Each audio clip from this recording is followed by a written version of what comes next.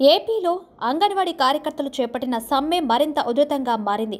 తమ సమస్యలను పరిష్కరించాలనే డిమాండ్తో గత 22 రోజులుగా ఆందోళన చేస్తున్న అంగన్వాడీ కార్యకర్తలు, హెల్పర్లు ఏపీ ప్రభుత్వం నిర్లక్ష్యంగా వ్యవహరిస్తుందని ఆరోపించారు. అంగన్వాడీ వర్కర్లు, హెల్పర్ల సమ్మెతో రాష్ట్రంలో దాదాపు 30 లక్షల మంది చిన్నారులు, గర్భిణీలు, బాలింతలకు పౌష్టికాహార కిట్ల పంపిణీలో ఇబ్బందులు తలెత్తుతున్నాయి. రాష్ట్ర ప్రభుత్వం, అంగన్వాడీ ఉద్యోగుల సంఘం నాయకులు 5 దఫాలుగా చర్చలు జరిపినా ఫలితం లేకపోయింది. ఈ క్రమంలోనే డిమాండ్ల సాధన కోసం విడతల వారీగా ఆందోళన ఉధృతం చేస్తున్న అంగన్వాడీలు రేపు జిల్లా కలెక్టరేట్ల ముట్టడికి పిలుపునిచ్చారు. ఈ నేపథ్యంలోనే ఏపీ సర్కార్ స్పందించింది.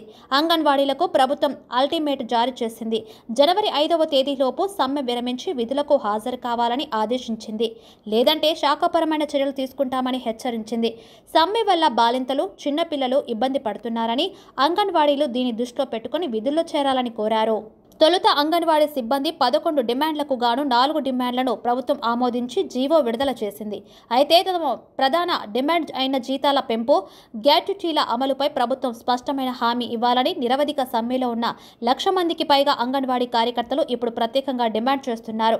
మినీ వర్కర్లందరినీ పూర్తిస్థాయి కార్మికులుగా పదోన్నతి కల్పిస్తామని ప్రభుత్వం హామీ ఇచ్చినా అందుకు సంబంధించి జీవో విడుదల చేయకపోవడంతో అంగన్వాడీ సంఘాలు నమ్మేందుకు సిద్ధంగా లేవు. పలు రూపాల్లో ప్రభుత్వానికి వ్యతిరేకంగా వారు నిరసనను వ్యక్తం చేస్తున్నారు. మంత్రులు, ఎమ్మెల్యేల నివాసాలను ముట్టడిస్తూ వినతి పత్రాలను అందిస్తున్నారు. ప్రభుత్వ కార్యక్రమాల్లో ఎక్కడికక్కడ ప్రజాప్రతినిధులను నిలదీస్తున్నారు. మరోవైపు విధుల్లో చేరాలని ప్రభుత్వం చేసిన విన్నపాన్ని కూడా వారు పట్టించుకోలేదు. తమ డిమాండ్లను పరిష్కరించేంత వరకు విధుల్లో చేరే ప్రసక్తే లేదని వారు స్పష్టం చేశారు. అదే సమయంలో ప్రభుత్వం వారికి డెడ్ లైన్ విధించింది. జీతాలు పెంచలేమని, గ్రాట్యుటీ విషయం తమ పరిధిలో లేదని వైసీపీ ప్రభుత్వం తేల్చి చెప్పింది.